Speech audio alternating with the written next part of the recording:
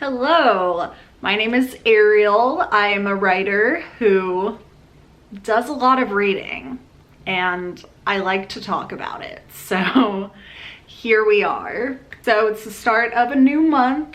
It is March, so we're gonna talk about the books that I read for February. So I read 6 books this month. 4 of them are physical books. One of them is a ebook on the Kindle Unlimited app. I've been reading off of my iPad mini for books that are, I don't know, like romance books, and I don't know, not to say that they don't have much substance, but I just don't want them on my shelf. And I finish them so quickly that I feel like it's not sustainable to buy the book for my wallet. So I read 1 ebook and I read 1 audiobook. Let's start with the physical books because I have them right here. So the first one is The Golden Couple. This was my book of the month choice, and this was interesting. It's a thriller mystery kind of story about, what is this about? It's about this couple that's seemingly perfect, but they go into counseling therapy for their relationship. He's distracting me. They go into counseling with this therapist who is supposed to be like a miracle worker. She solves everybody's problems within 10 meetings, and that's like her guarantee. And she's super highly sought after.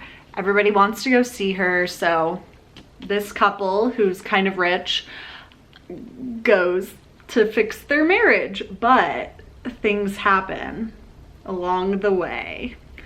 And I don't know, that's all I'm gonna give you because I feel like thrillers, you want to go into it kind of blind. I rated this 3.5 out of 5 because it was a nice read. I liked all the characters in it. It had an interesting plot. The plot twist was unexpected, but when you look at it like in hindsight, you can kind of see it, which I liked. And yeah, the cover is ugly. I hate this cover, but we can't win them all. But yeah, overall, not a very memorable book. Also, I don't know if this is just my mind playing tricks on me, but this is written by 2 people, and some chapters I really liked and other ones I didn't. And I feel like that's because they probably wrote, like, one person wrote one chapter and the next one wrote the other. I don't know, this could be completely wrong. Some of the chapters I really liked and other ones were just like lagging. So I don't know if that has to do with the dual author thing. 3 out of 5, it was okay. Next book we have is The Magnolia Palace by Fiona Davis.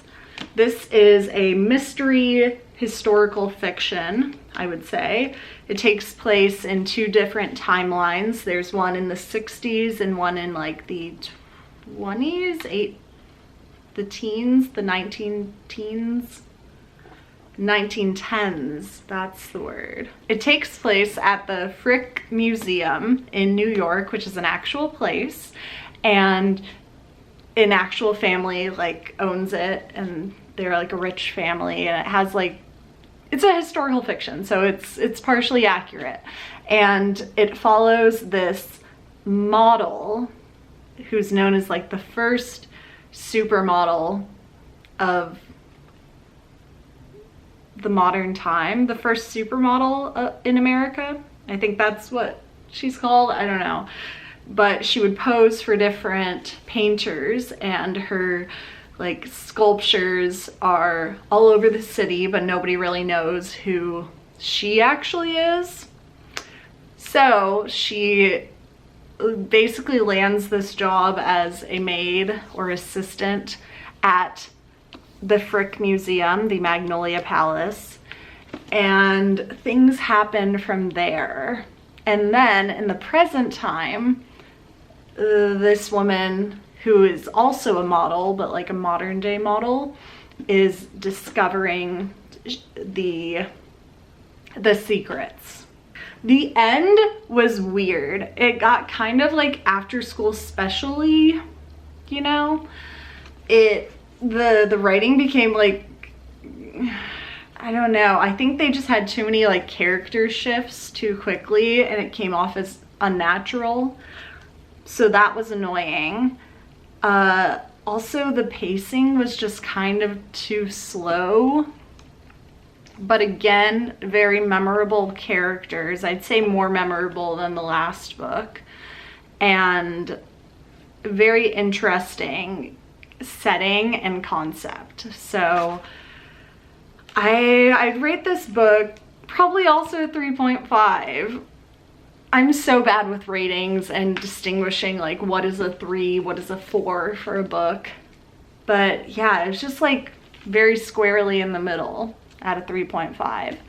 3.5 out of 5, very just middle of the road book. This month was not a good reading month. I don't think I have one 5 out of 5 book, now that I'm thinking about it.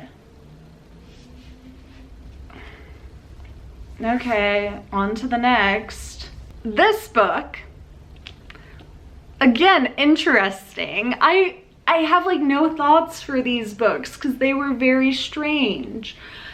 Anyway, this is Vladimir by Julia May Jonas, and this is a contemporary fiction book that just came out, and it was so strange. Again, it follows this like 60-year-old woman, and she has this crush on this 40-year-old professor. She's also a professor, and her husband is a professor, and her husband is like under scrutiny for sleeping with his students back in the day before they had like rules against that.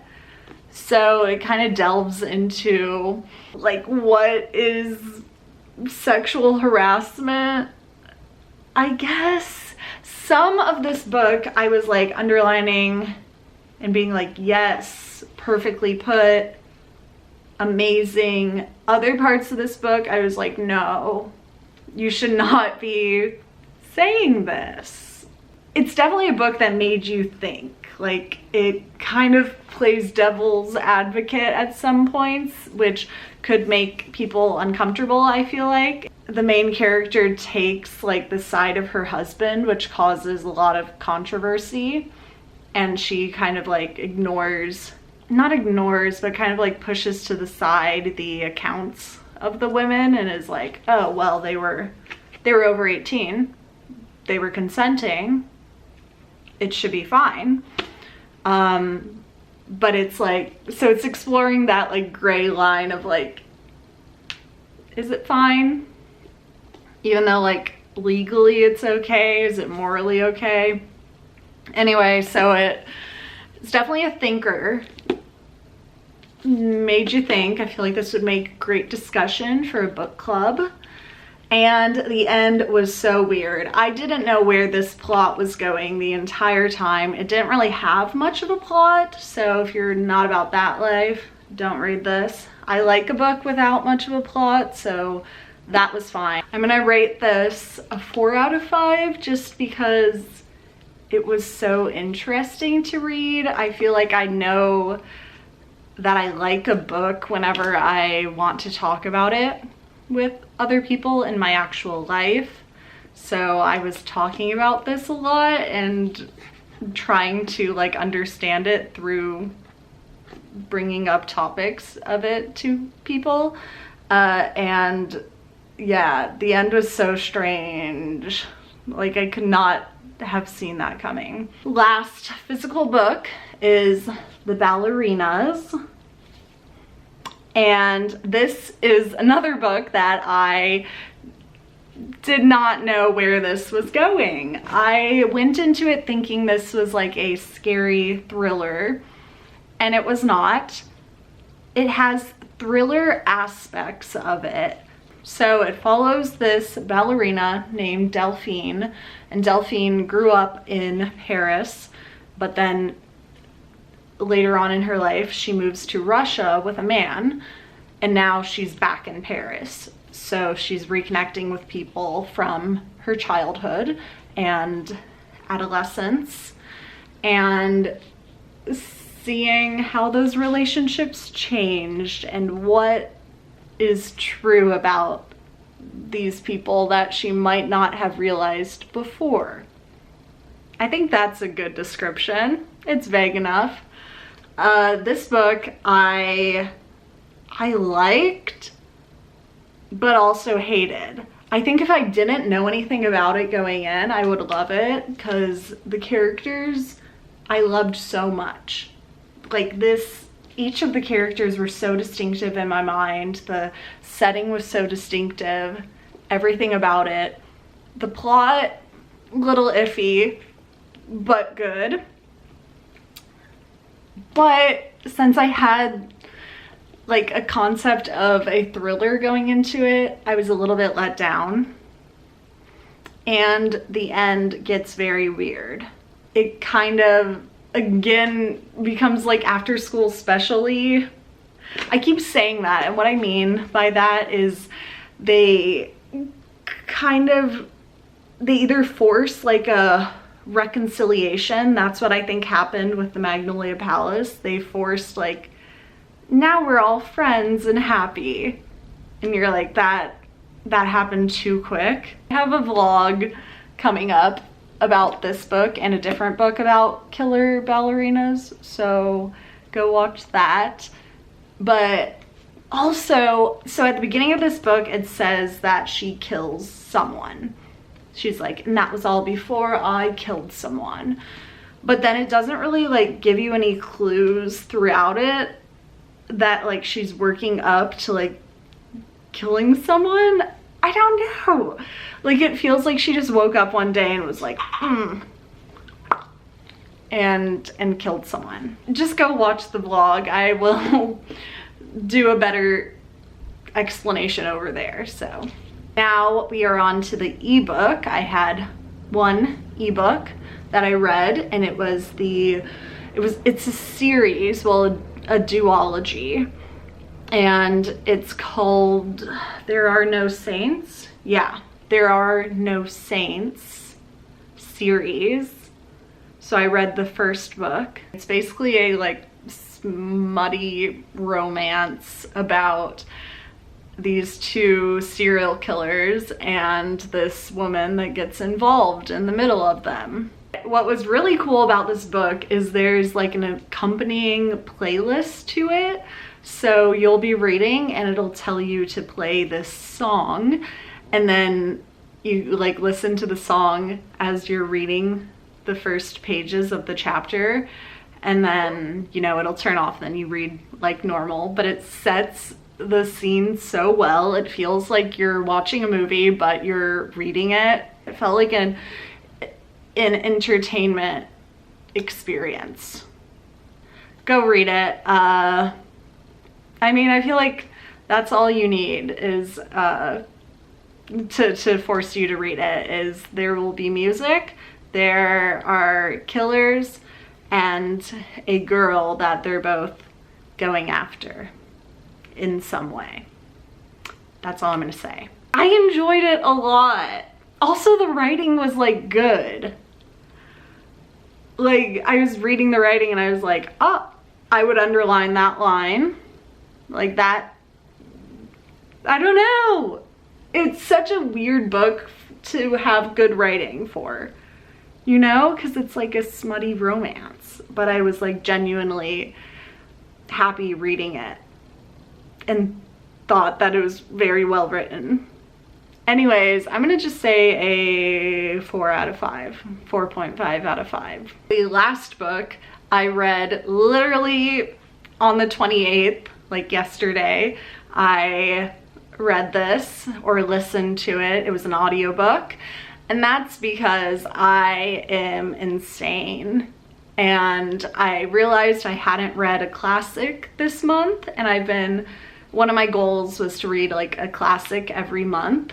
I went online and I looked up like the shortest classics, like classics that are under 100 pages, so that I could cheat the system and listen to something. So I found Breakfast at Tiffany's by Truman Capote, and I had read In Cold Blood by Truman Capote in high school, and that was a traumatizing book, but I had nightmares about it because my teacher showed our class pictures of the actual murder scene, the crime scene, and that was traumatizing, but it was one of my favorite books and I still think about it. So I was like, okay, let's go. I obviously like Truman Capote's writing. Still stand by that. The writing, immaculate. I think it's because he's a journalist as well, possibly. But he has such a good way of describing a scene and just a conversation, the little like nuances of conversation.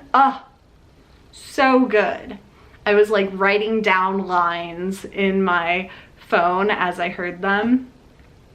Really good. I will say it was written in like the 1940s or something, so there are racial slurs and